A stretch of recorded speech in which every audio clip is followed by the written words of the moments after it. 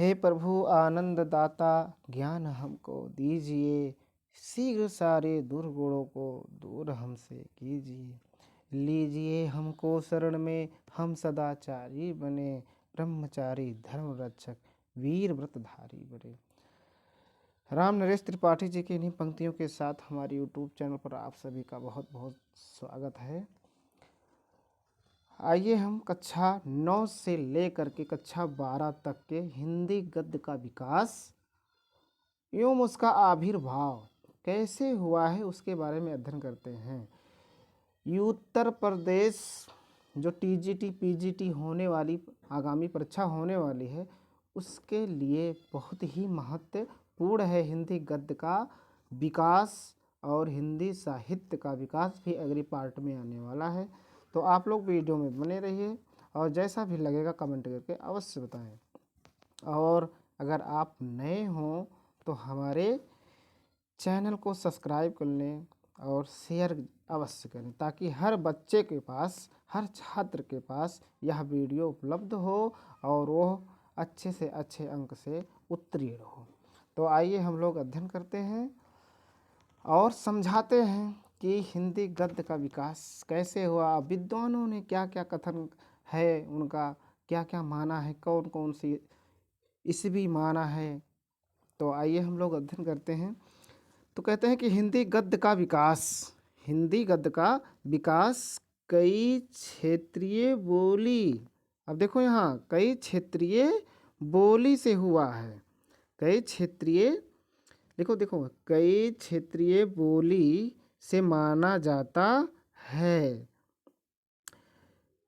कई क्षेत्रीय बोली के समन्वय का स्वरूप माना जाता है। देखिए जो गद्य का विकास है कई क्षेत्रीय बोली का अर्थ आप लोग बखूबी समझ रहे हैं।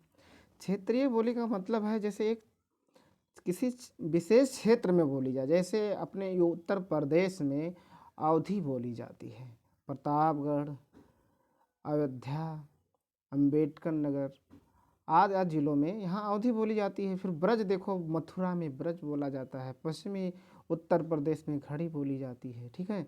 और चले जाइए यहाँ बिहारी, ये सब क्षेत्रीय बोलियाँ हैं तो इनको क्षेत्रीय भाषा बोली जाती है। तो विद्वानों ने इसके प्राचीन रूप पर आधारित तत्वों की खोज करने के बाद यह माना है कि खड़ी बोली विकास यानी खोज करने के बाद यह माना है कि खड़ी बोली का विकास मुख्यतः ब्रज भाषा एवं राजस्थानी गद्य से हुआ है।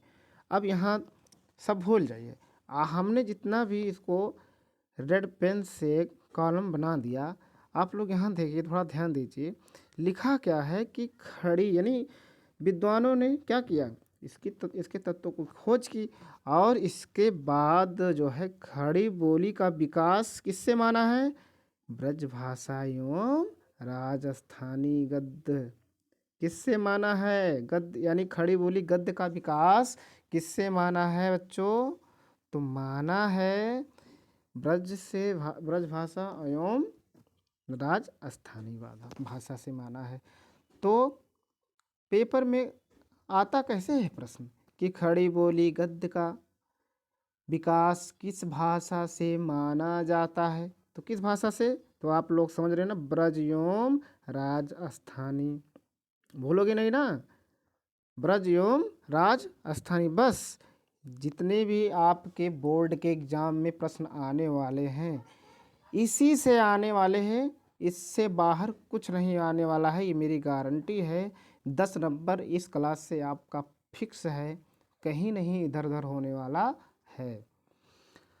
तो कुछ विद्वान आगे देखिए, कुछ विद्वानों ने इसको दक्षिणी अवधी गद्य का आश्रित रूप मानते हैं। आज हिंदी गद्य का जो साहित्य रूप है उसमें कई क्षेत्रीय बोली का विकास हुआ है। अभी ऊपर आपको यही समझा है ना कि किससे माना गया है, कई क्षेत्रीय बोली मिलाकर के हिंदी गद्य का विकास माना गया है, यहाँ विद्वानों ने कहा है। फिर आगे कहा, आगे देखिए, हिंदी गद्य का आविर्भाव के संबंध में विद्वानों के अलग अलग मत हैं। भाई जाहिर सी बात है, कुछ किसी ने कुछ माना होगा, किसी ने कुछ माना होगा, तो सबके मत एक जैसे नहीं हो सकते हैं, तो अलग अलग मत मिलते हैं। कुछ 10वीं शताब्दी मानते हैं तो कुछ 13वीं शताब्दी मानते हैं। राजस्थानी एवं ब्रजभाषा में हमें गद्य के प्राचीनतम प्रयोग मिलते हैं। राजस्थानी गद्य के समय सीमा जो है माना है 11वीं शताब्दी से 14वीं शताब्दी तक। अब यहाँ देखिए, एक राजस्थानी को विद्वानों ने समय सीमा क्या तय किया है, 11वीं शताब्दी से लेकर 14वीं शताब्दी तक माना है। किसका? राजस्थानी का। किसका माना है? राजस्थानी का। तथा ब्रज, अब देखो ब्रज का भी मानेंगे। ब्रज भाषा गद्य की समय सीमा 14वीं से 16वीं शताब्दी तक मानते हैं। ठीक है। अतः यह स्पष्ट है कि 10वीं 11वीं 13वीं शताब्दी के मध्य हिंदी गद्य का आविर्भाव या विकास हुआ। किसके मध्य हुआ? यह इससे परिलक्षित होता है कि 10वीं से 11वीं 13वीं के मध्य किसका हुआ है? हिंदी गद्य का विकास हुआ है। खड़ी बोली, हिंदी खड़ी बोली गद्य का विकास हुआ है। अध्ययन की दृष्टि से हिंदी गद्य साहित्य का विकास निम्नलिखित कालक्रमों में विभाजित किया जा सकता है। जैसे हम बताएं आप लोग को, जैसे एक मिनट, अब जैसे भारतेंदु, पूर्व भारतेंदु युग अथवा प्राचीन युग, इसको क्या क्या नाम से बोल सकते हैं? पूर्व भारतेंदु युग अथवा प्राचीन युग से माना जा सकता है। एक मिनट थोड़ा आगे कर लें।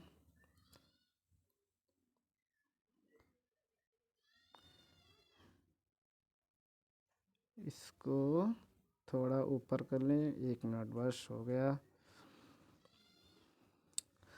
तो देखिए, चाहे हम प्राचीन युग कह लें और चाहे भारतेंदु युग कह लें। अच्छा बच्चों, एक चीज़ कमेंट में आप लोग अवश्य बताना कि युग बड़ा होता है या काल?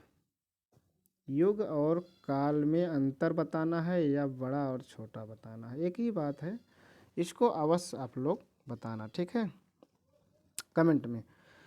तो पूर्व यानी भारतेंदु के युग के पहले का युग जो है का नाम दिया है प्राचीन युग। किस नाम से जानते हैं? प्राचीन युग।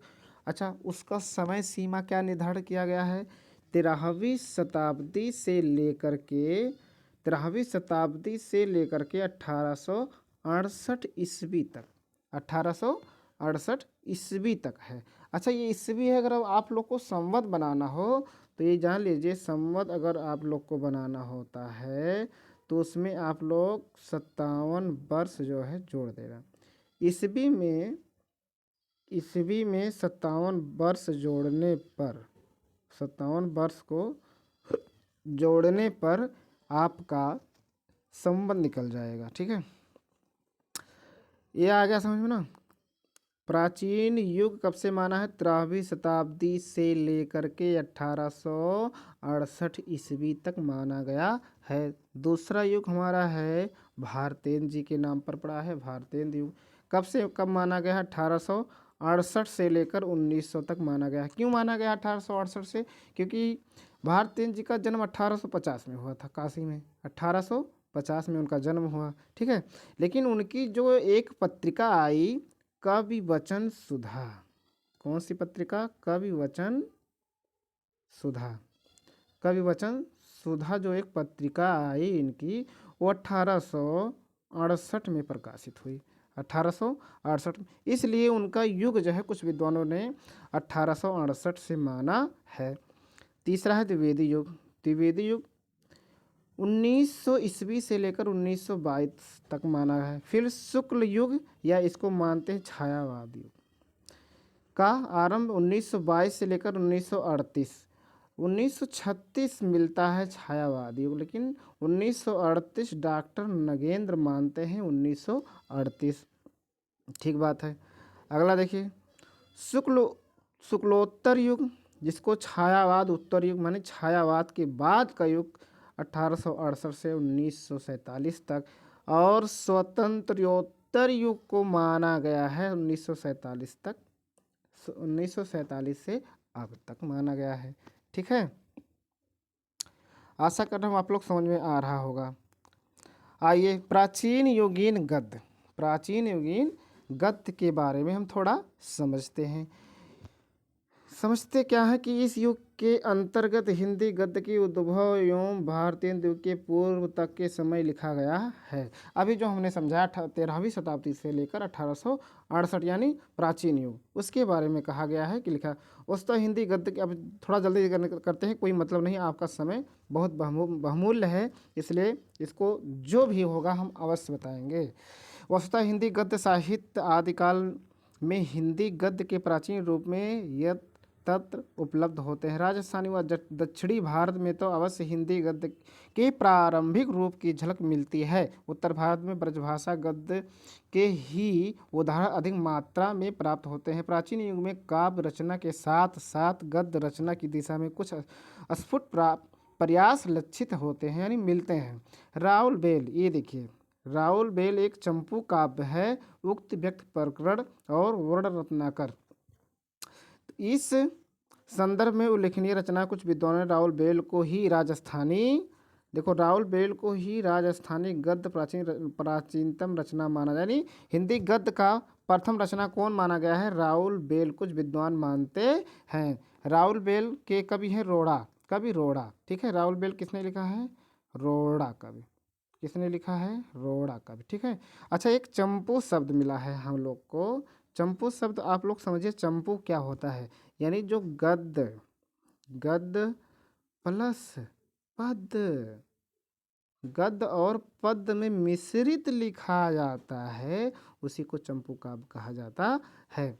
ठीक है, आगे देखिए, कुछ विद्वान राउल बेल को ही राजस्थानी गद्य का प्राचीनतम यानी सबसे पहली रचना मानते। किस भाषा में लिखा गया है भैया? राउल बेल रोड़ा द्वारा लिखा गया है राजस्थानी भाषा में। ठीक है, राउल बेल एक शिलांकित कृत है जिसका पाठ मुंबई के प्रिंस ऑफ, देखो ये लिखना, जिसका पाठ, ये टीजीटी पीजीटी वालों भी ध्यान देना कि जिसका पाठ मुंबई के प्रिंस ऑफ वेल संग्रहालय में मिलता है। अच्छा, ये शिलांकित यानी ये पत्थरों पर अंकित है, यानी ये किसका जो लिखावट है ये मिला है, ये पत्थरों पर शिलांकित, शिल माने पत्थर, अंकित माने अंकित करना, लिखना। ठीक है, अच्छा, उपलब्ध है। विद्वानों ने इसका जो रचना काल है 10वीं शताब्दी माना है।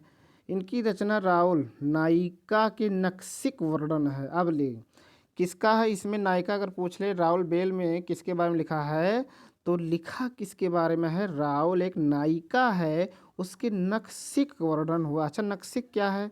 नख यानी नाखून से लेकर सिर तक, सिर यानी पाँव से लेकर सिर तक जो वर्णन किया जाता है, जिसके बारे में लिखा जाता है, उसको नक्सिक वर्णन कहा जाता है। प्रसंग हुआ है। आरंभ में इस कृत का रचयिता रोड़ा, देखो रोड़ा कवि ने राउल के सौंदर्य का वर्णन, उनकी सुंदरता का वर्णन किया है राउल बेल में। फिर गद्य का प्रयोग किया। फिर दूसरी रचना है उक्त व्यक्त प्रकरण, दामोदर कवि, जिसके रचनाकार हैं दामोदर। उक्त व्यक्त प्रकरण जिसकी रचना महाराज गोविंद चंद्र के सभा पंडित दामोदर शर्मा जी ने किया है।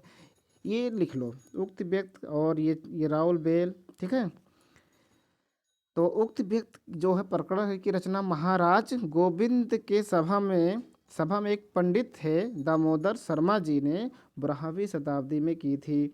इस ग्रंथ की भाषा का उदाहरण इस प्रकार है कि वेद पढ़ब, ठीक है, क्या? वेद पढ़ब, स्मृत अभ्यासिब, पुराण देखब, धर्म करब। ये क्या है? किस भाषा में?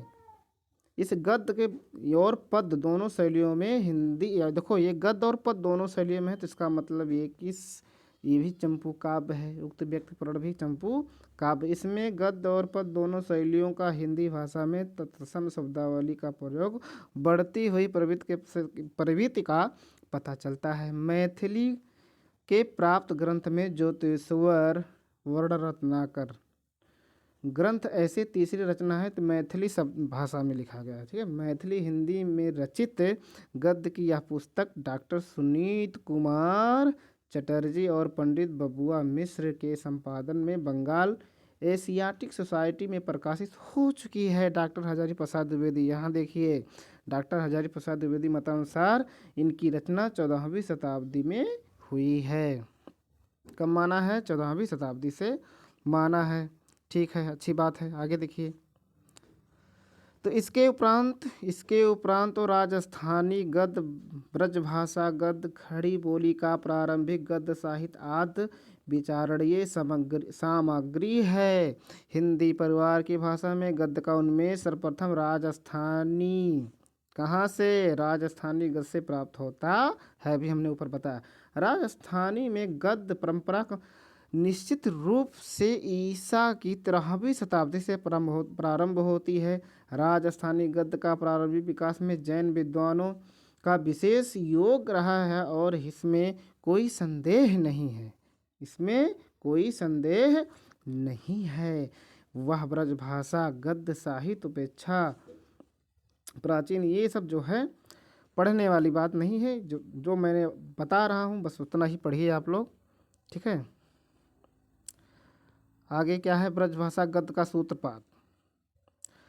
ब्रजभाषा गद्य का सूत्रपात संवत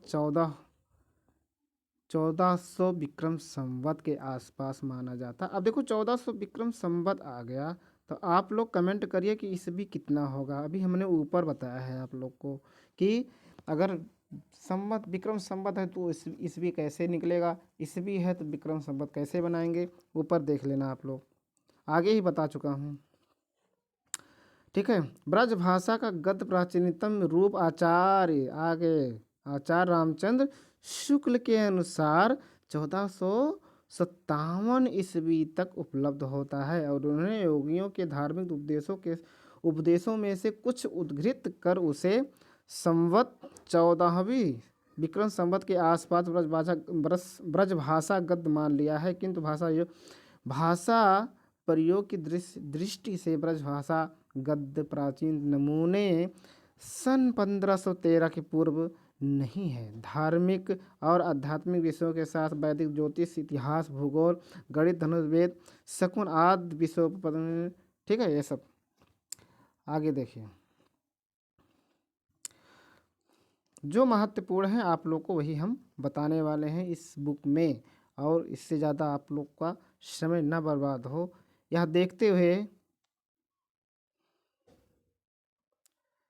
हमने यह वीडियो बनाया है। और आइए अब खड़ी बोली गद्य का विकास। खड़ी बोली गद्य का विकास थोड़ा इसको देखते हुए इसके बाद थोड़ा कक्षा को छोटा करेंगे ताकि हमारे बच्चे जो उबे ना, बड़ी समस्या हो जाती है, बच्चे उबने लगते हैं। तो खड़ी बोली गद्य के प्रारंभिक उन्नायकों में विशेष रूप से 4 लेखकों का उल्लेख किया गया है। 4 लेखकों का उल्लेख किया गया है। मुंशी सदा सुखलाल, मुंशी इंसाअल्लाह खां सदल मिश्र, पंडित लल्लूलाल। इन लेखकों में कुछ पहले पटियाला दरबार के राम प्रसाद निरंजनी और मध्य प्रदेश के पंडित दौलत राम ने साधु और व्यवस्थित खड़ी बोली का प्रयोग अपनी रचनाओं में किया था। राम प्रसाद निरंजनी के भाषा योग वशिष्ठ। अब लो क्वेश्चन प्रश्न ऐसे पूछ लेगा कि भाषा योग वशिष्ठ किसकी रचना है? तो किसकी रचना है? राम प्रसाद निरंजनी जी की रचना है। कि भाषा अधिक परिष्कृत है। मुंशी सदा सुखलाल दिल्ली के रहने वाले थे। इन्होंने विष्णु पुराण का एक अंश लेकर उसे खड़ी बोली गद्य में प्रस्तुत किया। विष्णु पुराण को खड़ी बोली में प्रस्तुत करने वाले कवि कौन हैं? तो है मुंशी सदा सुखलाल। सदा सुखलाल की रचना सुख सागर है। सदा सुखलाल की रचना कौन सी है? सुख सागर है। धार्मिक ग्रंथ के कारण इसमें पंडिताऊपन अधिक है। वाक्य रचना और फारसी शैली का प्रभाव है। मुंशी इंसा अल्लाह खां ने रानी केतकी की कहानी लिखी। किसने लिखा? मुंशी इंसा अल्लाह खां ने रानी केतकी की कहानी लिखा। इसके शैली जो है हास्य प्रधान चटपटी है, तुकांत वाक्यों का प्रयोग अधिक है। मुंशी जी लखनऊ के नवाब सादत अली खां के दरबार में रहते थे, इसलिए उनकी शैली में तड़क भड़क सोखी और रंगीन अधिक है। सदल मिश्र जिला आरा बिहार के निवासी थे। यह कलकत्ता के फोर्ट विलियम कॉलेज में हिंदी शिक्षक के रूप में कार्य करते थे। किसके रूप में? हिंदी शिक्षक के रूप में कार्य करते थे फोर्ट विलियम कॉलेज कलकत्ता में।